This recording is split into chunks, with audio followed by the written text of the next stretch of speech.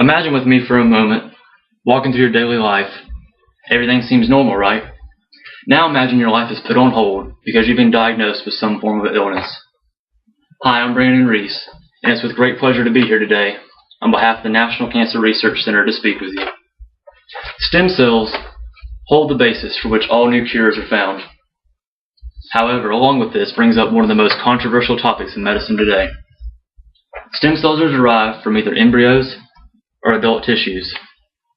Embryonic stem cells are taken from newly formed embryos, while adult stem cells are taken from various tissues throughout the body. This controversy focuses mainly on embryonic stem cell research.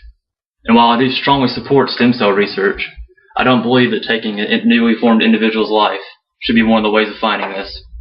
So today I have three main points I want to discuss with you.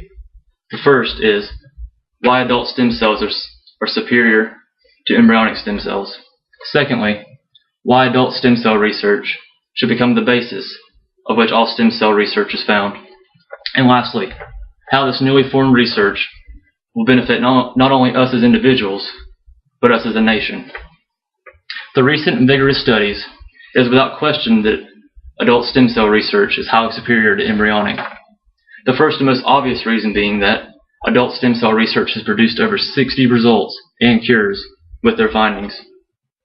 And over half of these are now the newly formed basis for which many illnesses are treated, such as leukemia, blindness, and diabetes. However, in embryonic stem cell research, with over a decade of research, scientists have yet to come up with one cure. And not only this, but newly formed innocent lives are being taken in order to collect their stem cells from them. Jeffrey O'Brien wrote from his article in 2012, The Great Stem Cell Dilemma. From the researcher he interviewed, Robert Lanza, he wrote, "The power of an embryonic stem cell is the master cell." When referring to newly growing life, he would be correct. But how can this be when referring to stem cell research, seeing as they have yet to form one cure with any of their embryonic stem cell research? From these findings, it is evident that adult stem cells are far more superior in research, which is why we believe that current research and funding should be focused mainly on adult stem cell research. For one, with over 60 cures, adult research is the most obvious place to continue.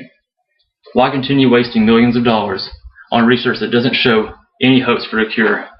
Secondly, adult stem cells are harvested from both healthy and diseased adults in a way that is not harmful to individuals. When thinking about studying a cell that has caused a disease, or one that has been mechanically engineered to take the same shape as that disease, which one makes more sense to study? In 2010, Malcolm Renner wrote in his article, "Adult Stem Cells Are Far Ahead of Embryonic," that adult stem cell research now holds the basis for all blood disorders and their treatments. Now, when looking at embryonic research, they have a lot of problems coming on with them.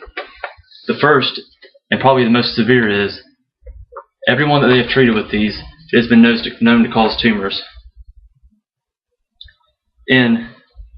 From the Health US News in 2009, Embryonic Stem Cells Are Obsolete article, there's a story of a young boy that had already had degenerative tumors.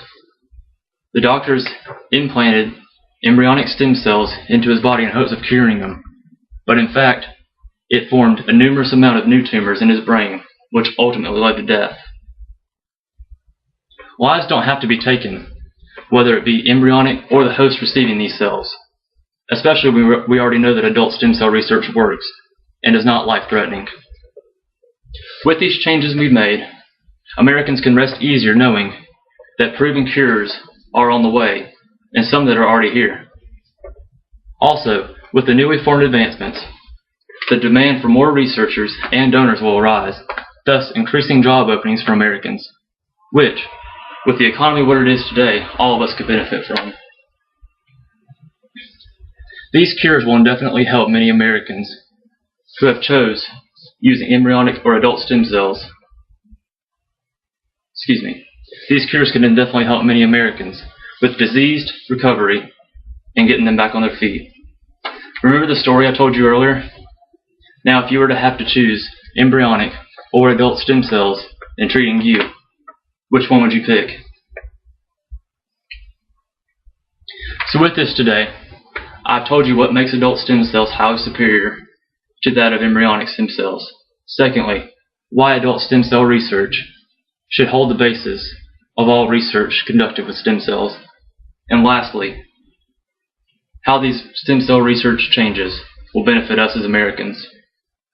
I hope that you walk out of here today with some common knowledge that will help you shift your views about the way embryonic stem cell research is conducted and help us deplete this for good, and to focus more on adult stem cell research in the hopes of finding a cure. One last thing before everybody leaves. On behalf of the National Cancer Research Center, we are donating $50 gas gift cards to everybody that is willing to donate their time or their blood in hopes of helping us with our recent findings in stem cell research. Thank you.